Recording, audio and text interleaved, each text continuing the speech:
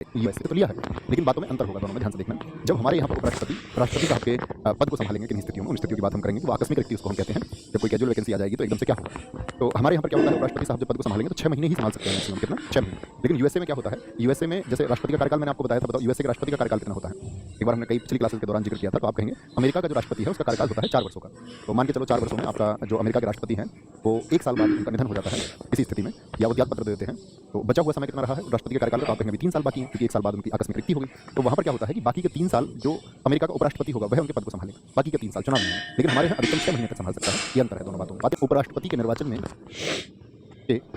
जो अंतिम निर्णय होगा वो किसका होगा, जो चुनाव होगा इनके निर्वाचन में, मान के चलो इनका निर्वाचन किसी ने क्वेश्चन मार्क लगा दिया कि अवैध है, इनवैलिड है, उसको अवैध घोषित किया जाए, तो ये अधिकार किसके पास होगा, ठीक है बताएंगे। राष्ट्रपति या उपराष्ट्रपति का जो निर्वाचन है वो निर्वाचन पर जो अंतिम अधिकार होगा, अंतिम अधिकार किसका होगा बताएं सारे लोग।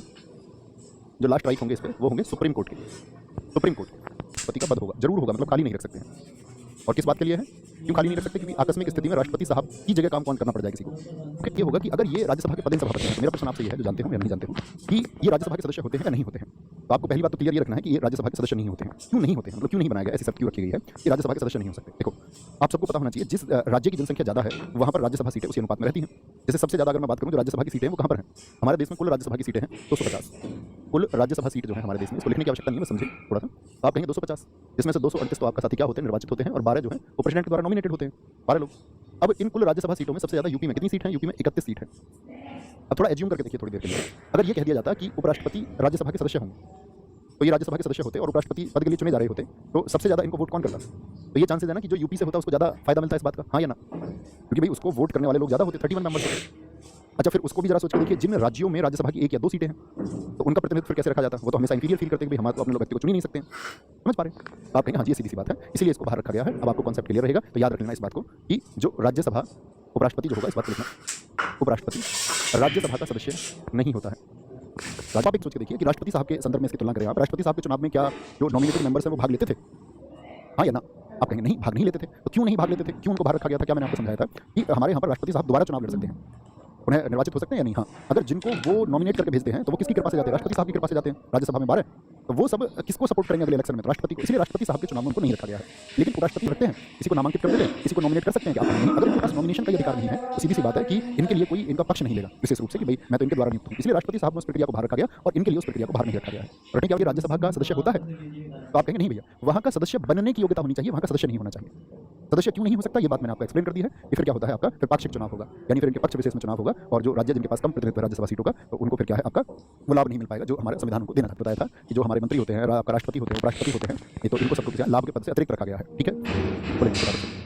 के अंदर 60 दिनों के अंदर, इसका मतलब क्या है, इनका पद जब खत्म होने वाला हो तो उसके 60 दिनों के अंदर चुनाव हो जाएगा। और याद रखेंगे सर क्या होना चाहिए, एक रिटन रेजिग्नेशन लेटर होना चाहिए, लिखित हो, ऐसा होगा लिखित होगा, इसको होगा टू द प्रेसिडेंट। खाली राष्ट्रपति साहब को भी पद से हटाया जाता था, तो उनको किस प्रक्रिया से हटाया जाता, महाभियोग। लेकिन उपराष्ट्रपति के लिए क्या महाभियोग जैसी महाभियोग होता है, आप कहेंगे नहीं महाभियोग जैसी प्रक्रिया होती है। तो आप महाभियोग शब्द का इस्तेमाल उपराष्ट्रपति के लिए नहीं करेंगे, आप उनके लिए इस्तेमाल करेंगे डिस्चार्ज शब्द का, जिसको हम बोलते हैं पद मुक्ति।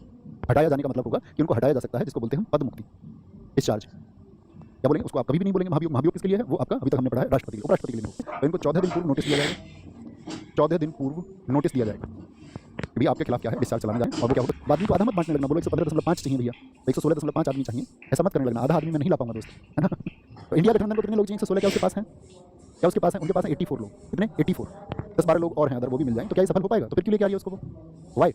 तो सिर्फ और सिर्फ मतलब ये है कि जो काम चल रहा है उसमें कैसे भी खलल पड़ जाए।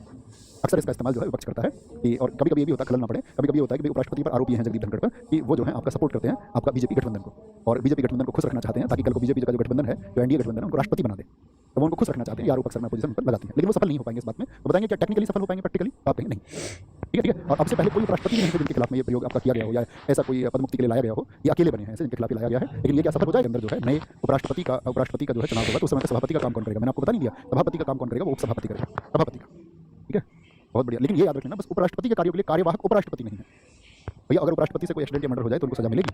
अब यार